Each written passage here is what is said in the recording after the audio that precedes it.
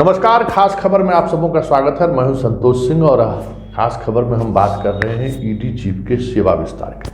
जी हां, मिश्रा जी का सेवा विस्तार मिल गया है और इस देश की ब्यूरोक्रेसी में ये पहली बार किसी ब्यूरोक्रेट के लिए नियमावली में इस तरीके से संशोधन किया गया है।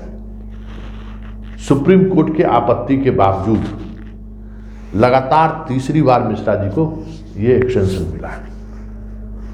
अब 1 वर्ष ये और रहेंगे।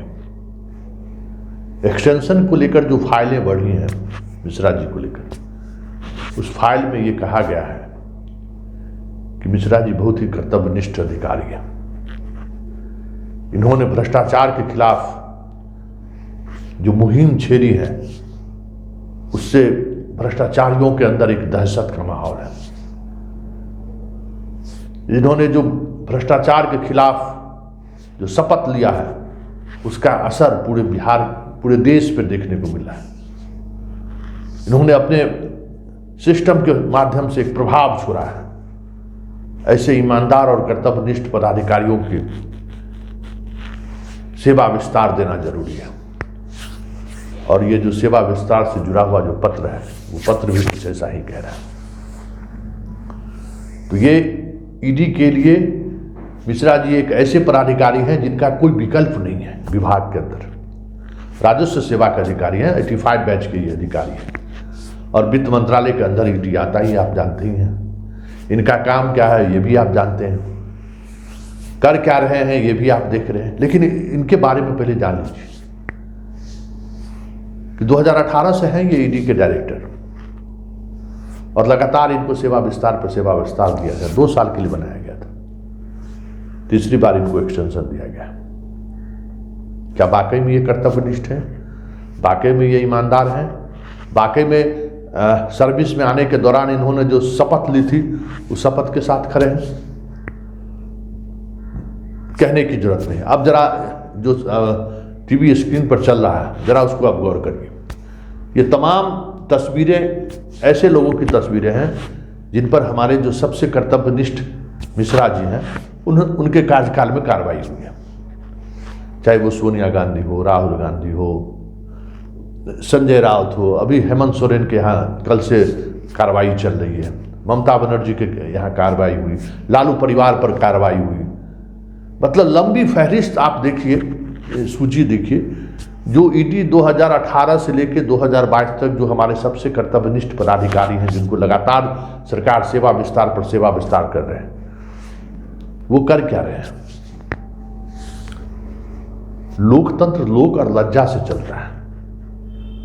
कोई जो कहता है कि किसी कानून व्यवस्था या संवैधानिक प्रावधानों के से चीजें चलती हैं, ऐसा नहीं है। वो सब तो कागज में है। अगर हमारे आप में लोक लज्जा न रहे तो फिर उस कागज को कौन पलटने जाता है?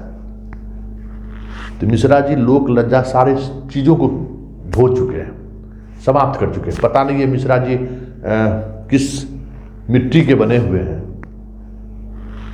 ये समझ से परे है कि एक इंस्टीट्यूशन का जिस तरीके से सब कुछ इन्होंने दांव पर लगा दिया है। सरकार तो आनी है और जानी है, लेकिन इस इंस्टीट्यूशन को अगर इतिहास लिखा जाएगा तो जैसे TN सेशन को लिखा जाता है कि चुनाव आयोग के अध्यक्ष के रूप में उन्होंने जो एक नजीर पेश की, उस नजीर को मिटाने में काफी वक्त लग रहा है।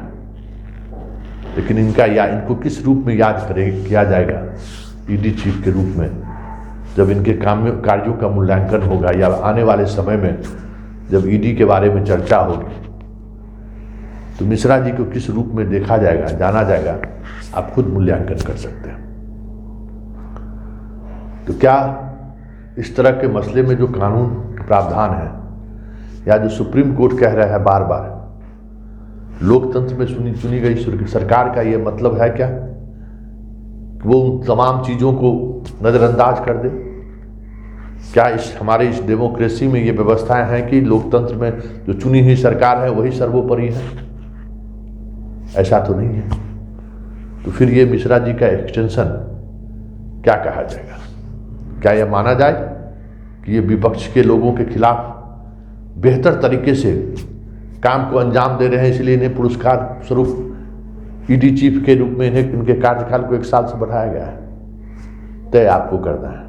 हमने वस्तु स्थिति क्या है वो रख दिया है। भ्रष्टाचार के खिलाफ लड़ रही है ईडी या विपक्ष को ध्वस्त करने के लिए लड़ रही है ईडी? ईडी भ्रष्टाचारियों पर नकेल कस रही है या विपक्ष के नेताओं पर नकेल कस रही है?